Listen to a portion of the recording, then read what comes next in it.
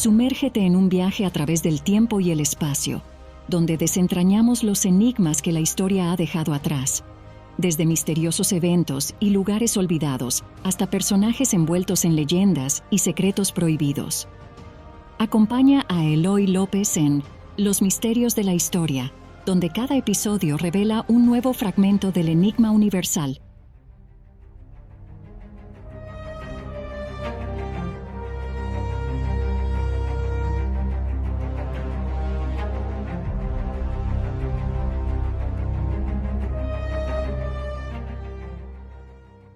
Dicen que hubo un tiempo lejano, remoto, casi olvidado, en que los dioses bajaban a la tierra y caminaban entre los hombres. No eran metáforas ni visiones, no eran delirios de profetas ni invenciones de poetas, eran reales, seres de luz, de poder, de saber antiguo, o tal vez no tan luminosos como queremos creer. El Génesis, uno de los libros más antiguos y reverenciados de la humanidad, deja caer esta historia como quien suelta una bomba en medio de un estanque. Y aconteció que cuando los hombres comenzaron a multiplicarse sobre la faz de la tierra y les nacieron hijas, vieron los hijos de Dios que las hijas de los hombres eran hermosas, y tomaron para sí mujeres, escogiendo entre todas. De esa unión prohibida, de esa mezcla de mundos que quizás nunca debieron encontrarse, nacieron los Nefilim. Y ahí empieza el misterio. ¿Quiénes eran estos seres? ¿Gigantes de carne y hueso con la fuerza de 10 hombres y la estatura de árboles? ¿Héroes antiguos, forjadores de ciudades y portadores de secretos? ¿O tal vez fueron ángeles rebeldes, castigados por traspasar los límites del cielo y entregarse al deseo de la carne humana?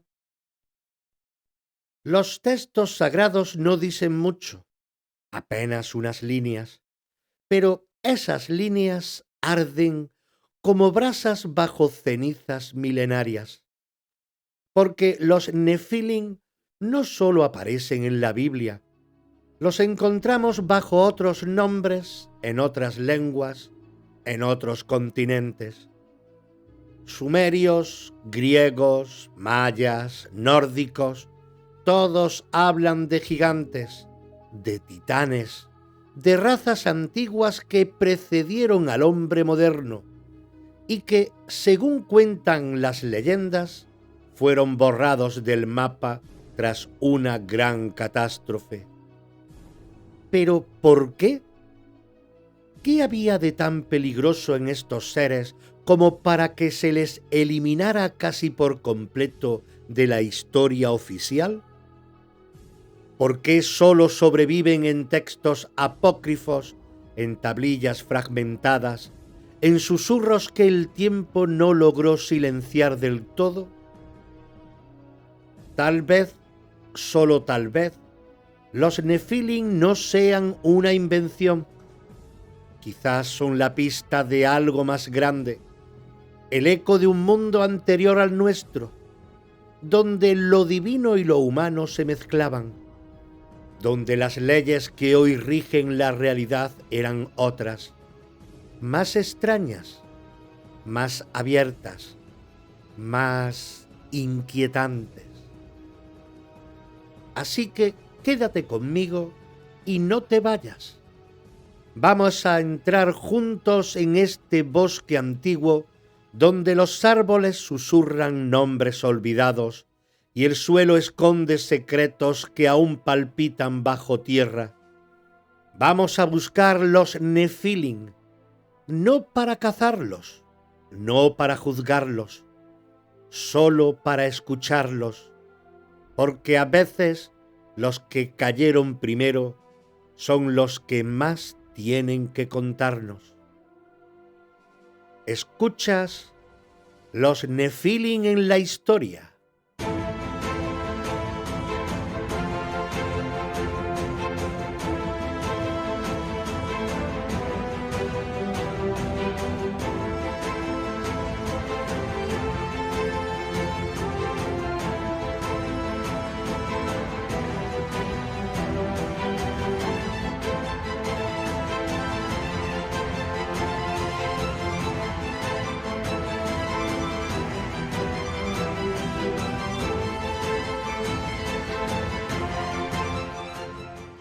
El nombre Nefilim aparece por primera vez en uno de los pasajes más enigmáticos del Antiguo Testamento, justo antes del relato del diluvio universal. Es como si ese nombre escondiera algo tan grande, tan fuera de lo común, que apenas se menciona, pero su sombra se extiende sobre todo lo que viene después. La Biblia, en el Génesis 6, del 1 al 4, nos dice lo siguiente, y escúchalo bien, porque cada palabra parece elegir el misterio antes que la claridad. Aconteció que cuando comenzaron los hombres a multiplicarse sobre la faz de la tierra, y les nacieron hijas, viendo los hijos de Dios que las hijas de los hombres eran hermosas, tomaron para sí mujeres, escogiendo entre todas, y les nacieron hijos. Estos fueron los valientes que desde la antigüedad fueron varones de renombre. Había gigantes en la tierra en aquellos días y también después. ¿Quiénes son estos hijos de Dios? ¿Y esas hijas de los hombres? ¿Y por qué la consecuencia de ese cruce es el nacimiento de gigantes, de valientes, de varones de renombre? Es como si el texto dejara caer una gran verdad en clave, con la esperanza de que sólo el que tuviera ojos para ver pudiera entender. La palabra Nefilim proviene del hebreo Nefilim, derivada del verbo nafal, que significa caer. Por eso muchos la traducen directamente como los caídos. Otros han preferido interpretarla como los que hacen caer o los derribadores, como si no solo fueran seres que hubieran descendido, sino que arrastraran consigo a los demás en su caída. Y aquí ya se empieza a intuir algo más que simple estatura. Estamos hablando de seres fuera del orden divino, híbridos, mestizos entre mundos, cuya mera existencia parece haber desequilibrado el tejido de la creación. Algunos comentaristas bíblicos antiguos, como los rabinos en los textos del Midrash, o los padres de la Iglesia en sus comentarios más tempranos, intentaron suavizar el pasaje, diciendo que los hijos de Dios eran en realidad los descendientes de Set, la línea piadosa, y las hijas de los hombres eran las mujeres de la línea de Caín, la impía. Pero esta explicación parece un parche tardío, una forma de domesticar un relato que en su forma original sugiere algo mucho más perturbador, que seres no humanos, quizás celestiales o extradimensionales, cruzaron una frontera que no debía cruzarse y dejaron descendencia. Y esa descendencia, según el texto, tenía características únicas. Eran fuertes, famosos, poderosos. No eran hombres comunes. No eran solo grandes físicamente. Eran varones de renombre. como si todo el mundo supiera quiénes eran, como si hubieran dejado una marca en la historia de los pueblos antiguos. Pero lo que llama más la atención es que tras ese pasaje, el relato del Génesis da un giro brusco hacia el juicio divino, el diluvio, como si la aparición de los Nefilim no solo fuera una anomalía, sino un error tan grande, tan insoportable para el equilibrio del mundo, que solo podía resolverse con una purga total. Unos pocos versículos, una palabra extraña y una sensación que no desaparece, la de que hay algo más, mucho más, escondido en esas líneas antiguas, algo que ha sido olvidado o deliberadamente silenciado.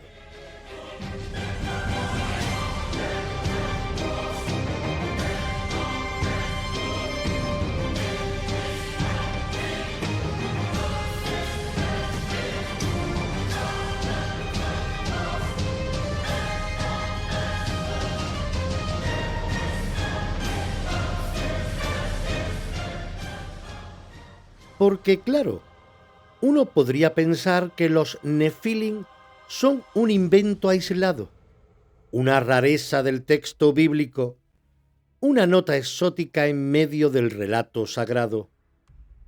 Pero basta con levantar un poco la vista, cruzar el tiempo y las culturas para darse cuenta de que no estamos ante un mito aislado, sino ante un eco universal.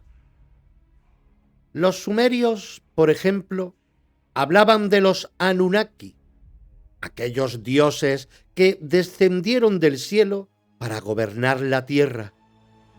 Según las tablillas de arcilla encontradas en Nippur y otros yacimientos de Mesopotamia, estos seres no solo trajeron conocimiento y poder, sino también un linaje. Algunos textos afirman que los Anunnaki tomaron mujeres humanas y dieron origen a reyes, héroes y gigantes. ¿Te suena? Y no vamos muy lejos cuando entramos en el mundo de los griegos, los titanes, gigantes primigenios, hijos de Urano y Gea. Gobernaron el mundo antes de ser derrocados por los dioses olímpicos. Eran colosales, rebeldes, sabios en algunos casos, brutales en otros, y su caída marcó el fin de una era. Igual que los Nefilim. En la India védica, los asuras y los raskasas representan fuerzas poderosas, a veces demoníacas, que habitaron el mundo en épocas remotas y que también cruzaron límites entre lo divino y lo humano. Algunos se mezclaron con los hombres, otros fueron maestros de saberes ocultos, y todos dejaron huellas imborrables en los mitos de la creación. Pero no es solo en las grandes civilizaciones antiguas donde resuenan estas figuras. Si viajamos a América, encontramos en las leyendas de los Hopi y los Navajos relatos sobre razas de gigantes que dominaron la tierra antes del hombre moderno y que fueron exterminados por los dioses por su soberbia y violencia. Los mayas también hablaban de seres colosales en sus épocas de creación, que fueron destruidos cuando el mundo fue rehecho. En Europa, las leyendas de gigantes están por todas partes, desde los fomorianos irlandeses, enemigos ciegos y brutales de los Tuatha de Danann, hasta los constructores de Stonehenge, que algunos relatos atribuyen a una raza desaparecida de hombres enormes. En el folclore nórdico, los Jotun o gigantes de hielo representan fuerzas caóticas, poderosas, que existían antes de los dioses mismos. Y aún hoy, en ciertas zonas de África Central, se cuentan historias de gigantes de piel pálida, caídos del cielo, que enseñaron cosas y luego desaparecieron. ¿Cómo es posible que la misma idea se repita en rincones tan distantes del mundo? ¿Coincidencia? ¿Memoria común? ¿O algo que está impreso en lo más profundo del inconsciente colectivo de la humanidad? Porque da la sensación de que cada cultura, de algún modo, recuerda una edad de gigantes, una etapa perdida en la que los límites entre lo humano y lo divino eran borrosos, y el mundo estaba poblado por seres distintos, imponentes, fascinantes y peligrosos, como si hubiéramos nacido con ese recuerdo impreso en la sangre, aunque nadie nos lo contara con palabras. Y entonces lo que parecía una nota de color en la Biblia se convierte en una señal.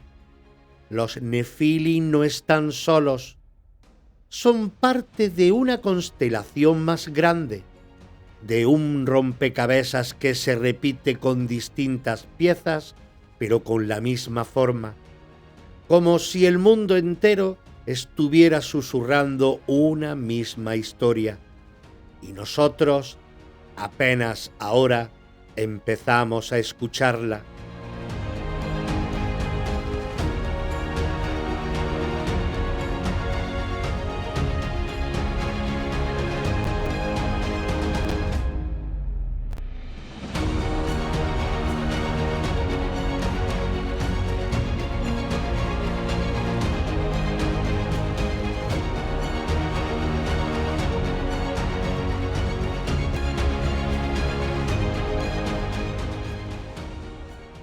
Justo después de que la Biblia menciona a los Nefilim, irrumpe el relato del diluvio universal. No hay pausa, ni aclaración, ni juicio detallado. Solo una secuencia que lo dice todo sin decir nada. Primero, los hijos de Dios descienden, toman mujeres humanas, nacen los Nefilim y acto seguido, Dios ve que la maldad del hombre es mucha sobre la tierra y decide borrarlo todo. Y uno se pregunta, ¿de verdad todo se fue al traste tan rápido por culpa de los hombres? ¿O fue esa mezcla, ese cruce de mundos entre lo celestial y lo terrenal, lo que rompió algo esencial en el equilibrio del universo? Es como si el nacimiento de los Nefilim hubiera sido el punto de no retorno, como si su mera existencia representara una transgresión intolerable, una hibridación peligrosa, un acceso a un conocimiento o una fuerza que la humanidad aún no estaba preparada para sostener. Tal vez no fueron sus actos, sino su origen lo que provocó la ira divina, como si fueran el síntoma de un mundo que se estaba desbordando. El texto no lo dice de forma explícita, pero lo sugiere con fuerza. Algo en la aparición de los Nefilim hizo que el Creador se arrepintiera de haber creado al hombre. Y eso, dicho en términos bíblicos, es tremendo. Pero lo más interesante es que este patrón no es exclusivo de la Biblia. Lo encontramos en Sumeria, donde los dioses deciden enviar el diluvio tras ver cómo los hombres se han multiplicado y hacen ruido molestando a los cielos. En el relato del Atrahasis hay un Dios que defiende a los humanos, pero no logra detener la catástrofe. ¿Casualidad? En los textos de Mesopotamia, como el poema de Gilgamesh, también hay gigantes, también hay un diluvio, también hay advertencias, y en cada versión hay un punto común. Algo se descontroló, algo cruzó la línea. Los griegos hablaban de la era de los titanes y los hombres de oro, destruida por cataclismos y reemplazada por nuevas generaciones. Los mayas contaban cómo los primeros hombres de madera fueron aniquilados por una lluvia de fuego y bestias celestes. Y en casi todas estas historias, los gigantes son siempre los que preceden a la destrucción, como si fuera un aviso, una advertencia viva de que hay cosas que no deben mezclarse, o que al mezclarse desencadenan fuerzas que ni los dioses pueden controlar. Pero aquí viene lo más inquietante. En Génesis 6 se nos dice que había nefilim en la tierra en aquellos días, y también después. ¿Después de qué? ¿Del diluvio? ¿Sobrevivieron? ¿Se refugiaron en alguna parte? ¿O dejaron una huella tan profunda que incluso tras su desaparición, sus ecos siguieron resonando en los mitos de todos los pueblos? Porque si el diluvio fue un borrón y cuenta nueva, la memoria de lo que hubo antes no se borró del todo, quedó latente, siguió hablándose en leyendas, en símbolos, en estructuras megalíticas que parecen hechas para seres más grandes que nosotros. Y en esa grieta, entre el mundo que fue y el mundo que vino después, los nefilim siguen esperando. No son cuerpos, no con voces, sino con una pregunta no resuelta. ¿Qué era eso que tanto había que ocultar?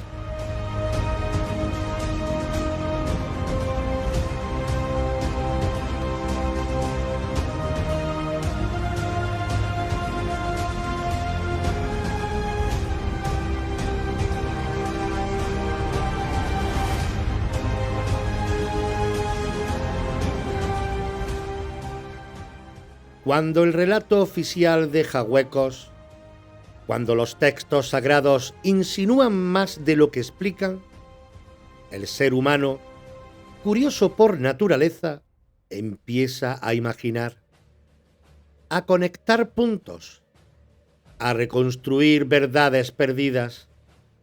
Y con los nefilim, las teorías alternativas han hecho justo eso.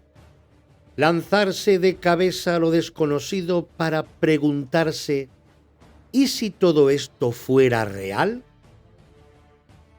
Una de las hipótesis más seductoras y también más polémicas es la de los antiguos astronautas. Lo popularizó Erich von Däniken en los años 60, pero ya antes circulaba en círculos ocultistas la idea de que los hijos de Dios no eran ángeles ni metáforas espirituales, sino seres extraterrestres que llegaron a la Tierra en un pasado remoto. Seres avanzados, portadores de ciencia, tecnología y saberes imposibles para los humanos de entonces. Y que, tal como cuenta el Génesis, se enamoraron de las mujeres humanas, o al menos vieron en ellas una posibilidad de experimentar con la vida en este planeta. Según esta visión, los nefilim serían híbridos entre humanos y entidades no terrestres. una mezcla genética planeada o accidental, un experimento que salió mal o demasiado bien y que por eso tuvo que ser eliminado. Y aquí entra la teoría del diluvio como una operación de limpieza genética, una forma de resetear el experimento humano y eliminar toda traza de esa alteración prohibida. ¿Suena a ciencia ficción? Sí. Pero, ¿qué pasa si el mito es precisamente la forma antigua de explicar hechos que en su momento eran incomprensibles? Otros investigadores, más ligados a la arqueología alternativa, han ido por caminos similares, pero con menos platillos voladores y más polvo ancestral. Han vinculado a los Nefilim con ciertas estructuras megalíticas imposibles de explicar con los medios de la antigüedad. Bloques de cientos de toneladas movidos con precisión milimétrica. Alineaciones astronómicas imposibles de calcular sin conocimientos avanzados. Túneles que desafían la lógica de la época. Lugares como Baalbek en el Líbano, donde las piedras parecen hechas para seres que medían más de 3 metros. ¿Casualidad? ¿O indicio de otra humanidad anterior, más poderosa y ya extinguida? Y luego están los restos físicos, los supuestos hallazgos de esqueletos gigantes que cada tanto aparecen en viejas fotografías, en periódicos del siglo XIX, en testimonios de arqueólogos rurales y que casi siempre desaparecen antes de poder ser estudiados. Muchos resultaron ser fraudes o malas interpretaciones, sí, pero otros quedaron sin explicación clara. Y lo más curioso es que algunos fueron entregados, según se dice, al Smithsonian, y nunca más se supo de ellos. Esto ha alimentado una de las teorías más persistentes, la idea de que hay una ocultación sistemática de la historia real de la humanidad. Porque claro, si se confirmara que existieron razas gigantes, híbridas, anteriores a la historia oficial, habría que reescribir muchas cosas: la cronología bíblica, la evolución humana, el origen de las civilizaciones. Y hay quienes piensan que eso es precisamente lo que no se quiere permitir. En el terreno espiritual y esotérico, los Nefilim también han sido interpretados de formas más simbólicas, como entidades caídas, atrapadas entre dimensiones, como reflejos de una antigua transgresión, una que seguimos repitiendo cuando buscamos conocimiento sin sabiduría. Algunos grupos los asocian a los arcontes, a los vigilantes caídos, a los promotores de un mundo dominado por el ego y la materia. Y así, los Nefilim pasan de ser simples gigantes a convertirse en una clave oculta para entender quiénes somos, de dónde venimos y qué perdimos en el camino. ¿Pura fantasía o fragmentos dispersos de una verdad que nadie se atreve a mirar de frente?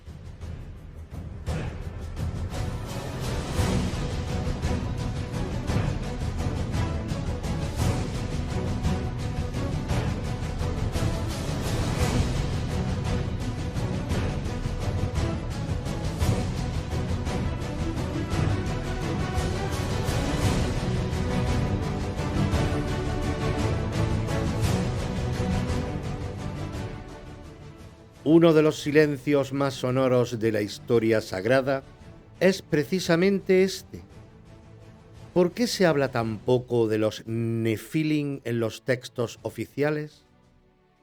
Si eran tan importantes, si su aparición precede al diluvio, si marcaron el momento en que Dios decidió reiniciar el mundo, ¿por qué no sabemos más de ellos? ¿Por qué no se explican en detalle?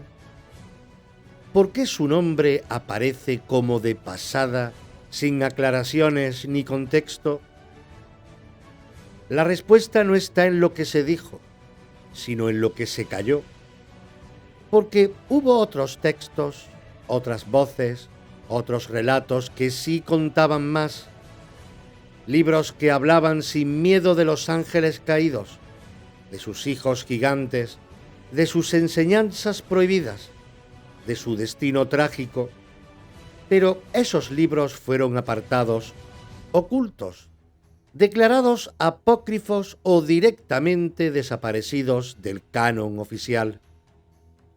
Uno de los más poderosos es el Libro de Enoc, un texto antiguo atribuido al bisabuelo de Noé, que fue reverenciado por muchas comunidades judías y cristianas primitivas, pero que hoy casi nadie conoce y no es casualidad.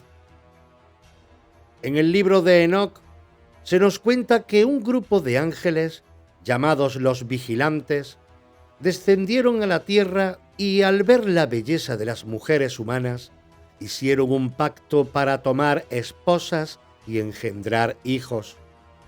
Esos hijos fueron los gigantes, los Nefilim. Pero la historia va mucho más allá. Esos vigilantes enseñaron a los humanos secretos celestiales, metalurgia, cosmología, encantamientos, botánica, astronomía, saberes que hasta entonces estaban vedados. El mundo cambió, se aceleró, se corrompió, y entonces vino el juicio, no solo para los hombres, también para los ángeles caídos, que fueron encerrados en prisiones subterráneas y sus hijos aniquilados. Esta versión es tan potente, tan reveladora, que durante siglos formó parte de la tradición etíope y de algunos grupos gnósticos. Incluso el libro de Judas, descubierto en tiempos modernos, parece dar una visión cercana a la de Enoc. Y en el Nuevo Testamento, tanto Pedro como Judas Tadeo hacen referencias oscuras a los ángeles encadenados en la oscuridad por haber traspasado sus límites. Entonces, ¿por qué no forma parte del Antiguo Testamento tal como lo conocemos hoy? ¿Quién decidió que esas historias no debían ser leídas por el común de los creyentes? ¿Qué peligro había en saber más sobre esos seres caídos y sus enseñanzas?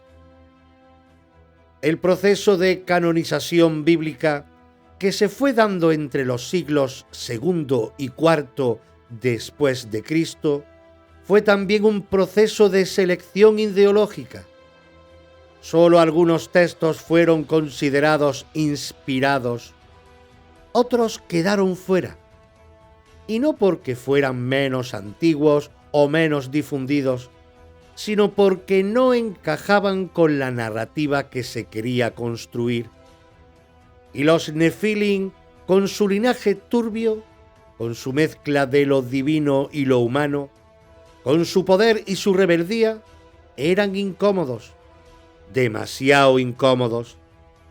Eran la prueba de que hubo un momento en que el cielo no fue tan puro, ni la tierra tan sumisa. Eran un recordatorio de que el orden puede romperse y que a veces lo prohibido no solo se desea, sino que se ama. Por eso fueron barridos, silenciados, enterrados bajo siglos de teología oficial, pero no del todo, porque quien busca encuentra, y quien encuentra empieza a recordar.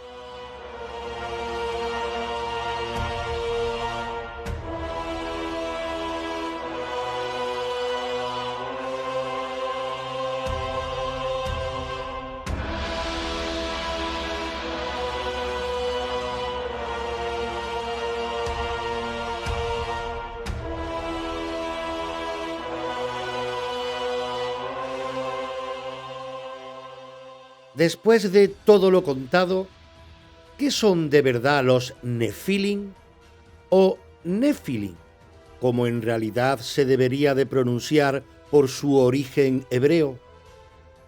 ¿Fueron gigantes de carne y hueso que caminaron sobre esta tierra? ¿Híbridos nacidos de un cruce impensable? ¿Ángeles caídos disfrazados de héroes? ¿Metáforas vivientes del exceso, de la soberbia, de los deseos que no se detienen ante ninguna frontera? ¿O fueron simplemente un símbolo del precio que se paga al querer ser más de lo que se es?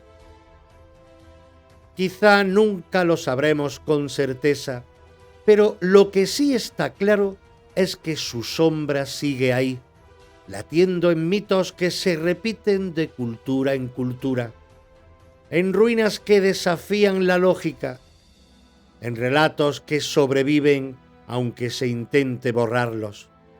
Porque los Nefilim no solo habitaron la tierra, habitan también la memoria de lo sagrado mezclado con lo prohibido. Esa zona intermedia donde lo humano se atreve a tocar lo divino y a veces se quema. Quizás lo que más nos perturba de ellos no sea su tamaño, ni su fuerza, ni su origen misterioso, sino el reflejo que nos devuelven, porque en el fondo ¿no somos todos hijos de una mezcla? ¿No llevamos dentro luz y sombra, cielo y barro, deseo de ascender y miedo a caer? Tal vez por eso la historia de los Nefilim nos sigue tocando, porque hablan de un momento primordial en el que todo era posible, en el que lo divino y lo humano aún no estaban separados por dogmas ni miedos, en el que el mundo era joven y el error gigantesco.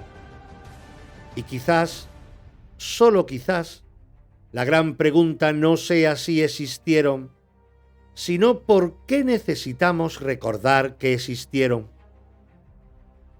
Porque los que cayeron primero no siempre son los malvados, a veces son los que se atrevieron antes que nadie, los que abrieron caminos, los que cruzaron límites no por maldad, sino por amor, por hambre de saber, por curiosidad sagrada.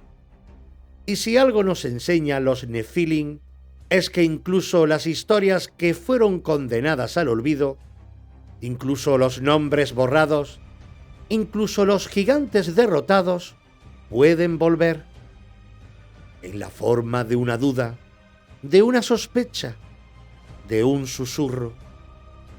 Así que ahí quedan, en el borde del tiempo, en lo profundo del mito, esperando que alguien vuelva a nombrarlos, no como monstruos, no como errores, sino como testigos de algo que fue y que tal vez aún es.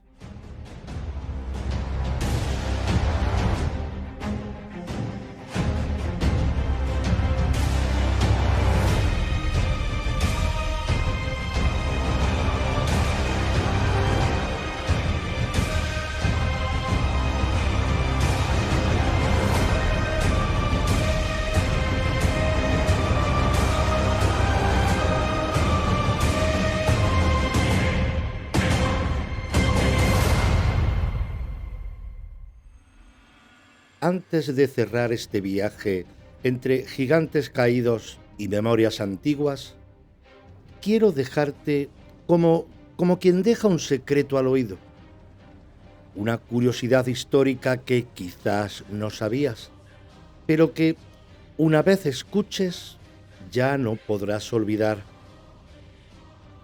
¿Sabías que la Semana Santa, tal como la celebramos hoy, no se rige por una fecha fija, sino por el cielo? Sí, por el cielo, más exactamente por la luna. La tradición cristiana desde el siglo IV decidió que la Pascua de Resurrección se celebraría el primer domingo después de la primera luna llena tras el equinoccio de primavera. Y eso lo cambia todo, porque si lo piensas bien, cada vez que celebramos el jueves o el viernes santo, lo hacemos bajo la misma luna que brilló cuando Jesús fue crucificado. No es solo un recuerdo simbólico, es una repetición celeste. El calendario hebreo en el que se basaba la Pascua judía también sigue el ciclo lunar. Jesús murió, según los evangelios, en vísperas de esa Pascua, bajo una luna llena en el cielo de Jerusalén. Y desde entonces, cada año, la historia se alinea con los astros para recordárnoslo. Pero este año ha pasado algo poco común. La luna llena no ha esperado al corazón de la Semana Santa. Ha llegado antes, justo hoy, en el Domingo de Ramos, como si quisiera abrir el camino desde el principio, alumbrarlo todo de una vez, decirnos que la pasión y la luz no son opuestos, sino partes del mismo relato.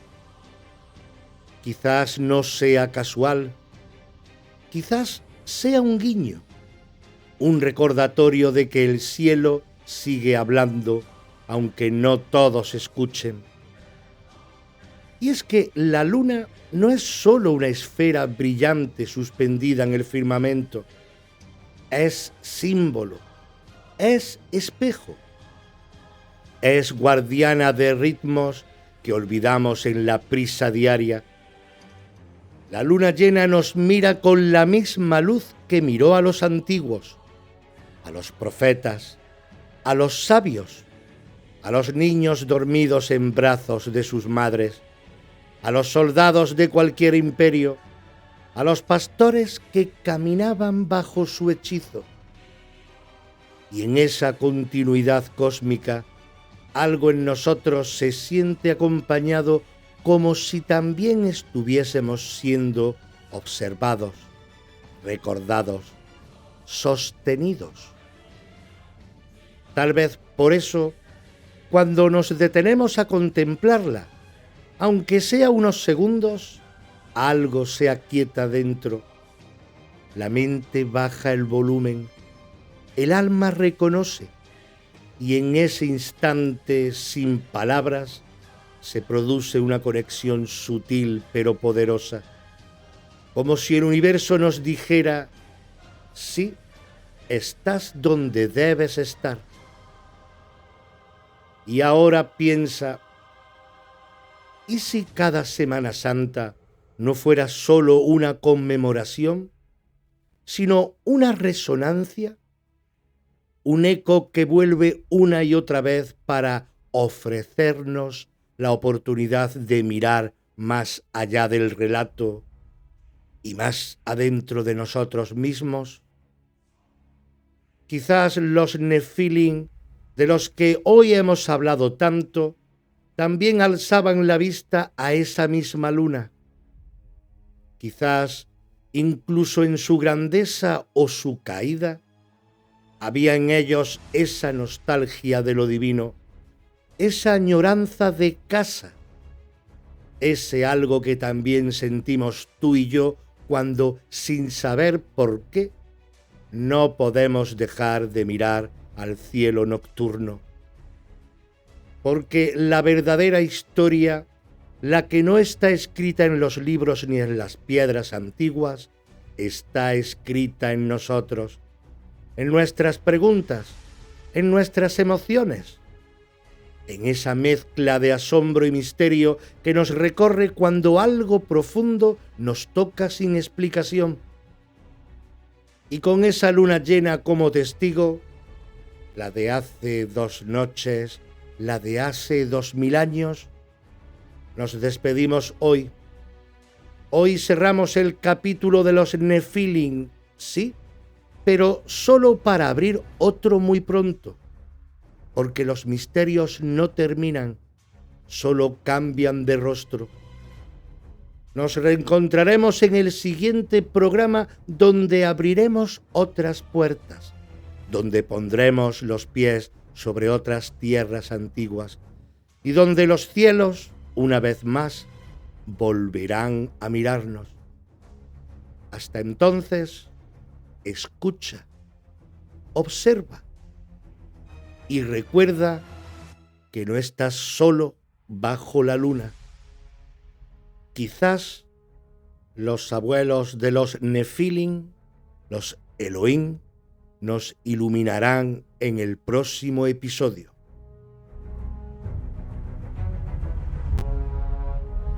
Continuará. Curiosidades de la historia. El verdadero porqué del cambio al calendario gregoriano.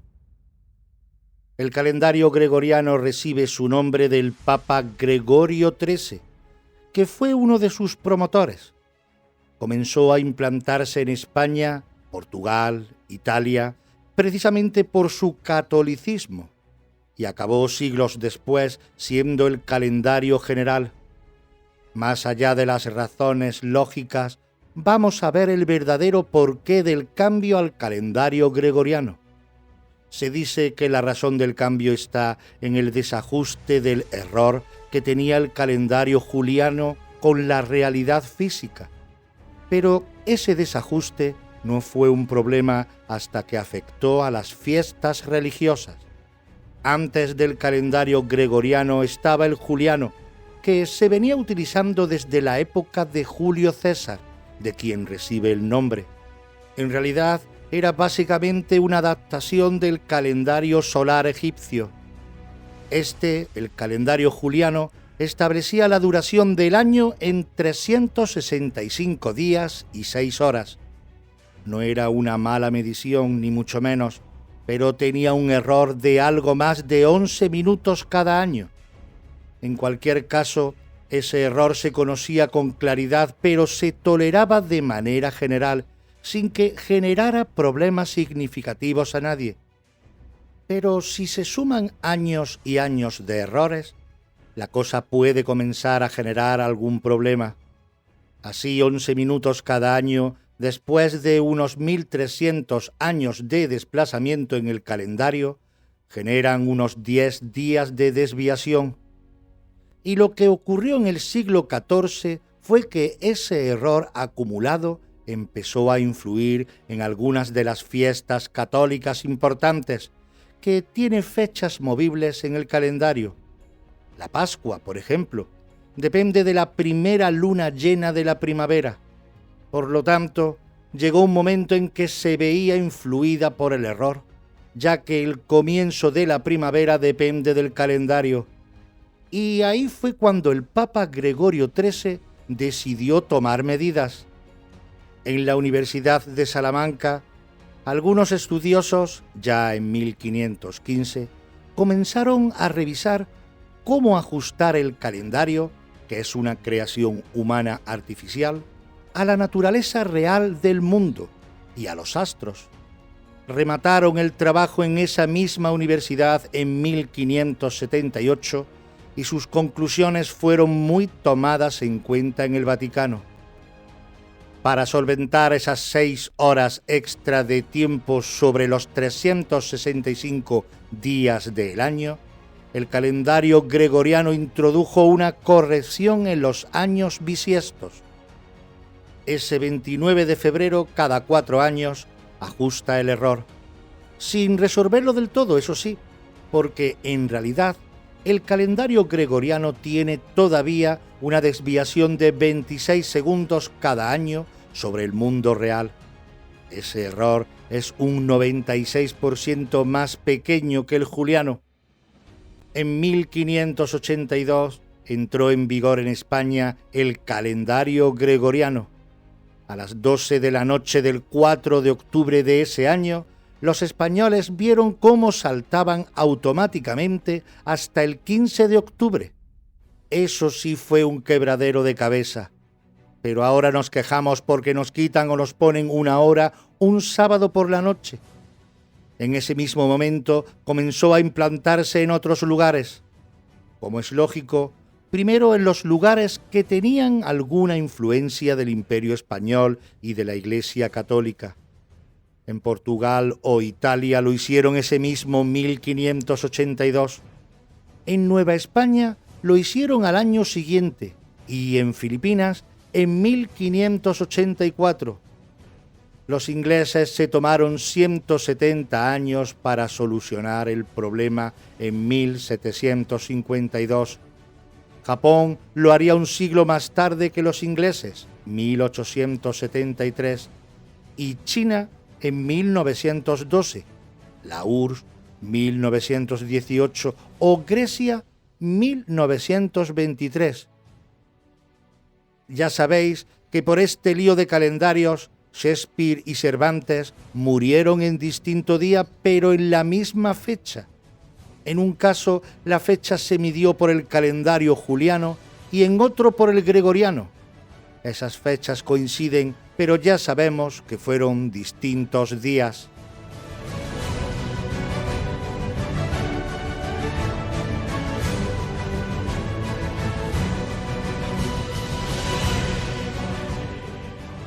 Y hasta aquí llegó este viaje entre los ecos del pasado, entre ruinas y leyendas, entre certezas e incógnitas. Pero a veces, entre las grietas de la historia, se asoma algo más, algo que no se mide con fechas ni se archiva en documentos, algo que no solo sucedió, sino que nos está sucediendo por dentro. Si alguna vez te has preguntado qué hay detrás de los hechos, si has sentido que hay un alma que también camina la historia contigo, te espero en Reflejos del Alma, aquí, en esta misma sintonía y en esta misma plataforma, porque a veces el mayor misterio no está en lo que pasó, sino que está en lo que somos.